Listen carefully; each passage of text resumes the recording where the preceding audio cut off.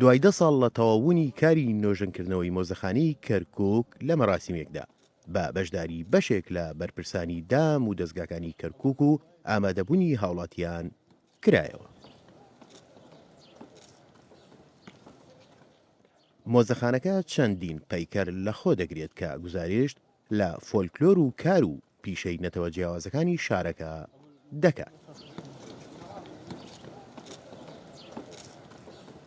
أيام الدوام وأوقات الدوام أمام كل المواطنين من أهالي مدينة كركوك بشكل خاص. ڕۆژانە و لە کاتی دەوامی فەرمیدا مۆزەخانەکەمان دەرگای واڵا دەبێت بەڕووی سەرجەم هاوڵاتیاندا لە ناو و لە دەروی شارەکە بۆ ئەوەی بێنە ئێرە و کولتوری نەتەوە جیاوازەکانی شارەکە ببینن و بزانن لە ماوەی ڕابردوودا پیشەی دانیشتوانی شارەکە چۆن بووە.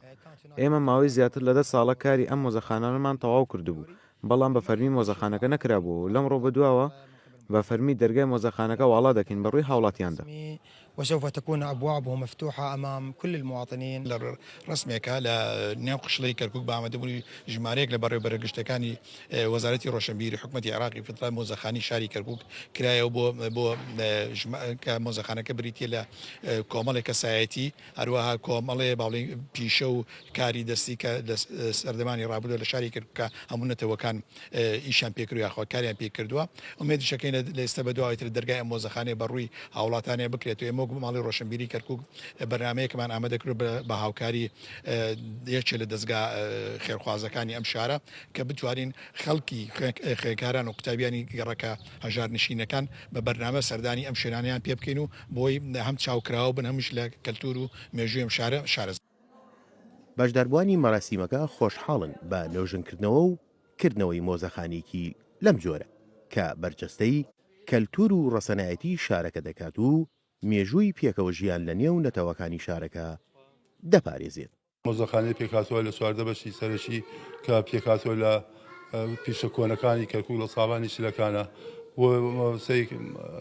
هەموو پیشەکان کۆکاتەوە هەروها ئەمانێت پیشانی دێن بە نەوەکانی دو ڕۆژمانکەوە ئەمە خەڵکی ئەم شارە چۆن پێکاتونە لە نەتەوەەکە جیاوازەکان کە چۆن پێکەوە ژیان لە ڕابردووە هەرواتوانێت لە داهاتووشە بە هەمان شێوەیەکەوژێ.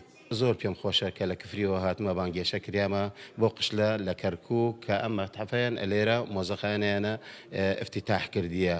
طبعا ئەمە محافظەیەکە لەسەر ئەم نەوعەت عادات و تەقالیدە لێرە بینیمان کەوکو خۆمان حەمام بی و عادات تەقالید ناو حەمام چۆنی بین ئەو هینێ لە ئەیسە لێرانە ئەبینیت ئەمە یاری سینزەرفە ئەم یاری سینزەرفە کە شوێنی منبعی منطقەی کەرکووک و کفری و دووز و ئەمە لە ئێستا بەدواوە دەرگای مۆزەخانی کەرکووک بەڕووی دانیشتوان و میوانانی دەرەوەی شارەکە واڵایە و ڕۆژانە سەردانکەران دەتوانن سەردانی مۆزەخانی کەرکووک بکەن و ئاشنای مێژووی چەندین ساڵەی پێکەوە ژیان بن لە شارەکەدا. ئازاد شکوور، کەناڵی ئاسمانی کەرکووک.